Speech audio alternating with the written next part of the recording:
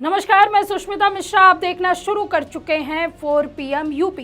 दोस्तों, महिला आरक्षण बिल को लेकर सियासी पारा हाई हो गया है। इसे लेकर विपक्ष हमलावर है। आलम यह है कि पक्ष विपक्ष आमने सामने है। आपको बता दें, मोदी सरकार द्वारा लाए गए महिला आरक्षण बिल पर विपक्ष की ओर से विरोध जताया जा रहा है। नेताओं की लगातार प्रतिक्रियाएं भी सामने आ रही हैं। इसी बीच समाजवादी पार्टी की सांसद डिंपल यादव ने बिल को लेकर बड़ा बयान दिया है। उन्होंने कहा है कि हम चाहते हैं कि जो परिसीमन का प्रयोग है या बिना जनगणना के हो रहा है। उन्होंने आगे कहा कि सरकार 20 साल पहले का डेटा परिसीमन में कैसे प्रयोग करेगी या अपने आप में सरकार की नीयत और नीति में खोट दर्शाता है।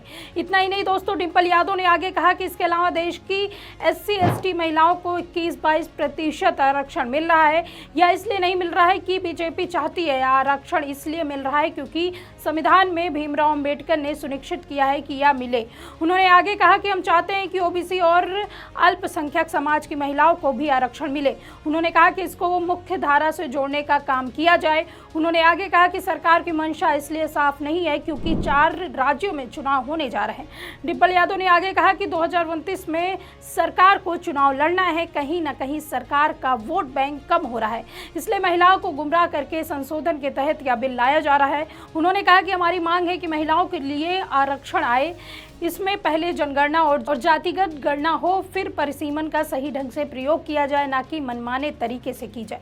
आपको बता दें कि इस मामले को लेकर न सिर्फ अखिलेश यादव बल्कि नेताओं का भी लगातार प्रतिक्रिया सामने आ रहा है और भाजपा को वो लोग घेर भी रहे हैं। इसी में समाजवादी पार्टी के सांसद धर्मेंद्र यादव ने बिल का विरोध किया। वहीं सपा चीफ अखिलेश यादव ने प्रधानमंत्री नरेंद्र मोदी का जिक्र करते हुए बड़ा दावा किया। चर्चा है कि शुरुआत में धर्मेंद्र यादव ने कहा कि महिला आरक्षण के नाम पर जिस तरह कश्मीर और असम में हालात बने, वैसा ही पूरे देश में करने की कोशिश हो रही है। उन्होंने मांग की जब तक पिछड़े वर्ग और मुस्लिम महिलाओं को इसमें शामिल नहीं किया जाता, तब तक विपक्ष इसका विरोध करेगा। उन्होंने बिल को वापस लेने और 2023 के बिल को लागू करने की बात कही है। अपनी पार्टी और अपने नेता आदरणीय अखिलेश जी की ओर से ये जो तीनों ही के तीनों बिल आए हैं, संविधान संशोधन बिल, परिसीमन बिल, संघराज्य बिल, तीनों ही बिलों का पुरजोर विरोध करता हूं सभापति जी, और संवैधानिक आधार पर करता हूं।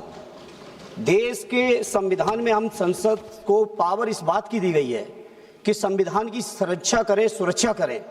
लेकिन सभापति जी, आज एक ऐसे बिल आए हैं कि हम लोग संविधान को ही तोड़ना, मरोड़ना, फोड़ना चाह रहे हैं, और इसका हम समाजवादी पार्टी के लोग पुरजोर विरोध करते हैं। सभापति जी, विरोध के आधार हैं सभापति जी, जिस तरह से डिलिमिटेशन को जनगणना से पृथक किया जा रहा है, ये मैं समझता हूं संविधान की भावनाओं के पूरी की तरह से विरोध में है।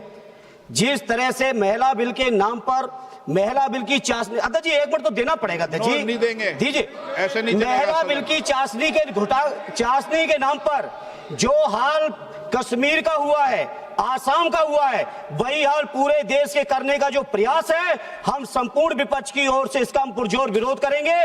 सभापति जी, एक आधी बात और, इस बिल के अंदर जब तक पिछड़े वर्ग की महिलाएं, जब तक मुसलमान भाइयों की महिलाएं नहीं शामिल की जाएंगी, हम समाजवादी लोग इसका साथ नहीं देंगे। और एक बात और स्पष्ट करना चाहता हूं, समाजवादियों से बड़ा महिलाओं का हितैषी इस देश की कोई पार्टी नहीं है।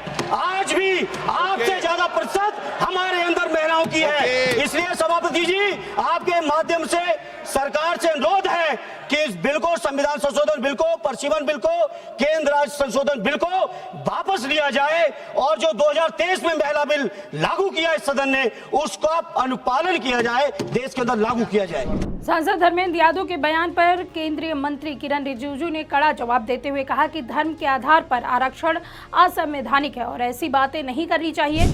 उन्होंने कहा कि पूरे देश की महिलाओं की बात होनी चाहिए, सिर्फ मुस्लिम महिलाओं की नहीं।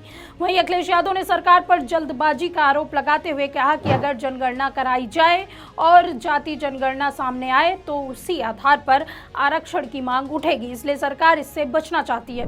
आपको जल्दीबाजी क्यों है महिला विधेयक? महिला विधेयक के पक्ष में हम, आप जनगणना क्यों नहीं कराना चाहते?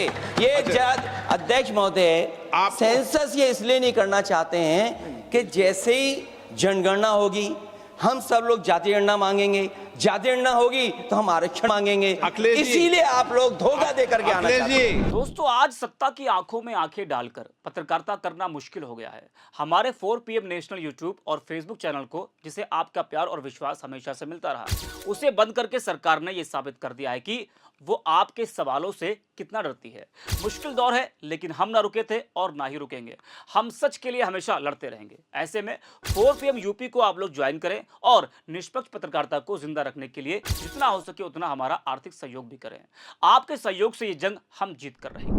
इसी बीच सहारनपुर से कांग्रेस सांसद इमरान मसूद ने महिला आरक्षण के साथ परिसीमन लाए जाने का सवाल उठाया। उन्होंने कहा कि ये पूरे सिस्टम को हाईजैक करना चाहते इमरान मसूद ने कहा कि हम पहले दिन से महिला आरक्षण बिल के समर्थन में हैं। हमने पहले भी इसका समर्थन किया था। इन्होंने ये कहा था कि जब नई जनसंख्या आ जाएगी तो उस पर इसे लागू किया जाएगा, लेकिन अब ये इसे बदलना चाहते हैं। सवाल इनकी मंशा पर है और चुपके से परिसीमन लेकर आ रहे हैं। उन्होंने कहा कि परिसीमन में अगर आबादी के हिसाब से होगा तो दक्षिण राज्यों का तो प्रतिनिधित्व ही घट जाएगा। एक फेडरल स्ट्रक्चर के अंदर असंतुलन आ जाएगा। पूरे सिस्टम को हाईजैक करके ये सरकार तय करेगी कौन सी ही जनगणना उसे इस्तेमाल करनी है।